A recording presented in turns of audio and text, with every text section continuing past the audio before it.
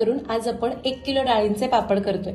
बऱ्याच वेळा बघा आपण जर रेडीमेड पापडाचं पीठ आणलं किंवा विकतचेच पापड आणले ते तळल्यानंतर ते तेल जेलीसारखं घट्ट होतं। शिवाय पापड सुद्धा खूप तेल पितो कारण त्यामध्ये पापड खारचं प्रमाण जास्त असतं।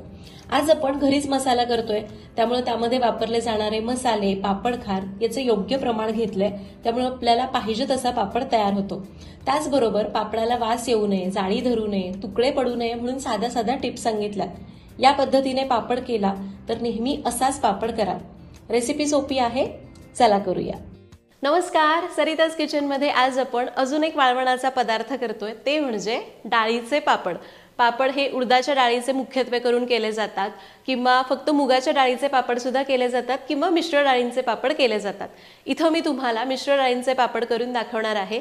पण जर तुम्हाला अगदी अशाच पद्धतीने फक्त उडदाच्या डाळीचे किंवा फक्त मुगाच्या डाळीचे करायचे असतील तरी सुद्धा इथं फक्त डाळी बदला, तुम्हाला सेम हीच प्रोसेस वापरायची। त्याचसोबत आपण घरच्या घरीच पापडाचा मसाला करून हे पापड करणार आहोत त्यामुळे चव अगदी उत्तम होणार आहे।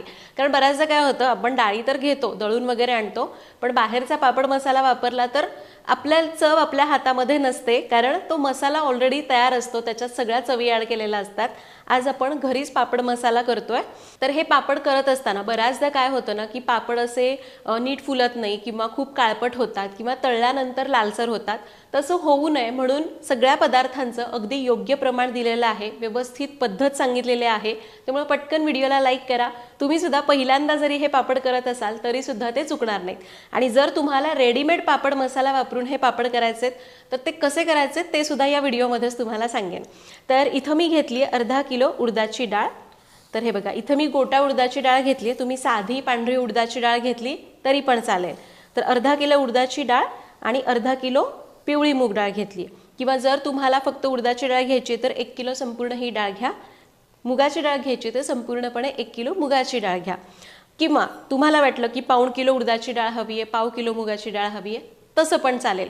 जसं हवं तसं हे पापड आपण वळू शकतो। तर अर्धा किलो उडदाची डाळ आणि अर्धा किलो पिवळी मूग डाळ। आता एक कॉटनचा कपडा मी पाण्यामध्ये बुडवून घट्ट पिळून घेतला, जितका शक्य होईल तितका घट्ट पिळायचा आणि या कपड्याने आपल्याला या डाळी पुसून घ्यायच्यात।